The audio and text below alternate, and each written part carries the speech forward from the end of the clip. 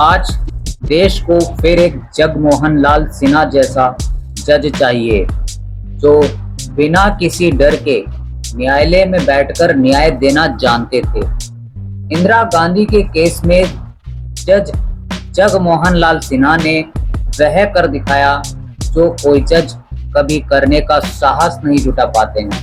हकीकत तो यही है, लेकिन न्याय के मंदिर में बैठकर भी यदि जज पक्षपातपूर्ण निर्णय सुनाएंगे तो फिर देश में लोकतंत्र कैसे जिंदा बचेगा। भारत एक लोकतांत्रिक देश है।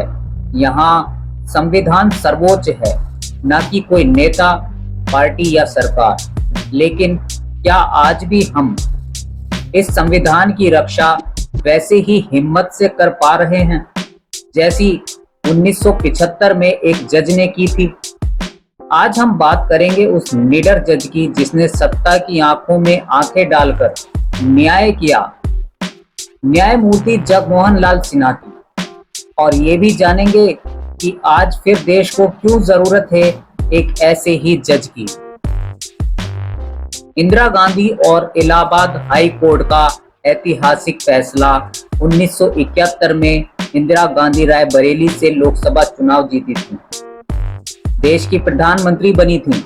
लेकिन चुनाव परिणाम पर विपक्षी नेता राजनारायण इलाहाबाद हाईकोर्ट में मुकदमा दायर करते हैं। आरोप लगाते हैं कि चुनाव में सरकारी संसाधनों का दुरुपयोग हुआ है। जज थे न्यायमूर्ति जगमोहन लाल सिन्हा।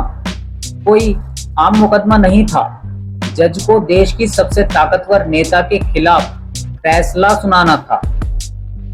4 साल तक सुनवाई चली और फिर आया 12 जून 1975 को जस्टिस सिन्हा ने इंदिरा गांधी को चुनावी भ्रष्टाचार का दोषी करार दिया। उनकी लोकसभा सदस्यता रद्द कर दी गई। 6 साल तक कोई चुनाव लड़ने पर प्रतिबंध लगा दिया गया। ये फैसला सुनाने से पहले उन्होंने छुट्टी लेकर ऑर्डर तैयार किया ताकि कोई राजनीतिक दबाव ना पड़े। 12 जून 1975 को जब ऑर्डर आया तो उसी दिन देश की राजनीति में भूचाल आ गया। इस फैसले ने इंदिरा गांधी की सत्ता को हिला दिया, लेकिन उन्होंने कुर्सी छोड़ने की जगह 25 जून 1975 को देश में इमरजेंसी लगा दी। प्रेस की आजादी खत्म, विपक्षी नेता जेल में, आम नागरिकों के मौलिक अधिकार छीन लिए गए, न्यायपालिका पर शिकंजा कसा गया। लेकिन एक जज का फैसला इतिहास में अमर हो गया। वो ना डरे, ना झुके और ना बिके। जगमोहन सिन्हा ने जो किया वो सिर्फ एक फैसला नहीं था, वो लोकतंत्र की रक्षा का काम था। उन्होंने हमें ये सिखाया कि कानून सबके लिए बराबर है, चाहे वो प्रधानमंत्री हो या आम नागरिक। लेकिन सवाल ये है कि आज भी ऐसी हिम्मत किसी जज में है? क्या जज स्वतंत्र हैं या ट्रांसफर और प्रमोशन का डर उन्हें दबा देता है? क्या जनता का भरोसा अब भी न्यायपालिका पर वैसे ही है? दुर्भाग्य से आज कई मामलों में दिखता है कि बड़े नेताओं के केस सालों साल लटके रहते हैं, लेकिन फैसले नहीं आते। कभी ईडी, सीबीआई या कोर्ट का इस्तेमाल विरोधियों को डराने के लिए किया जाता है। आज के दौर में जब नेता कानून से ऊपर महसूस करते हैं, भ्रष्टाचार पर पर्दा डाला जाता है। अदालतें चुनिंदा मामलों पर ही तेज सुनवाई करती हैं। तब हमें फिर चाहिए एक जगमोहन सिन्हा जो कह सकें कि सत्य के साथ खड़ा होना ही असली न्याय है, चाहे सामने कोई भी हो। हमारे संविधान ने न्यायपालिका को एक ढाल की तरह बनाया है, लेकिन वो ढाल तभी काम करेगी जब उसे पकड़ने वाला हाथ मजबूत, ईमानदार और निडर हो।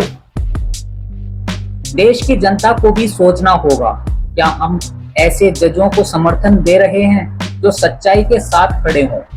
क्या हम आवाज उठा रहे हैं जब न्यायपालिका पर हमला होता है? हमें चाहिए न्यायिक नियुक्तियों में पारदर्शिता, न्यायिक स्वतंत्रता का सम्मान और निष्पक्ष समय पर न्याय। जिस दिन जनता अपने न्यायपालिका के साथ खड़ी हो जाएगी, उस दिन फिर कोई जज बिना डरे सत्ता से टकरा सकेगा। न्याय सिर्फ फैसले का नाम नहीं है, न्याय एक भरोसे का नाम है। जगमोहन लाल सिन्हा ने उस भरोसे को जिंदा रखा।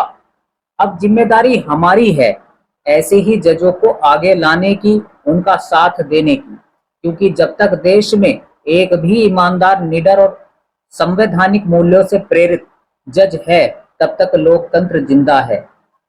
आपको हमारी खबर कैसी लगी, कमेंट बॉक्स में जरूर बताएं। यदि अच्छी लगी हो तो इस वीडियो को लाइक और शेयर करें, और यदि आप हमारे चैनल पर नए हैं तो चैनल को सब्सक्राइब जरूर करें।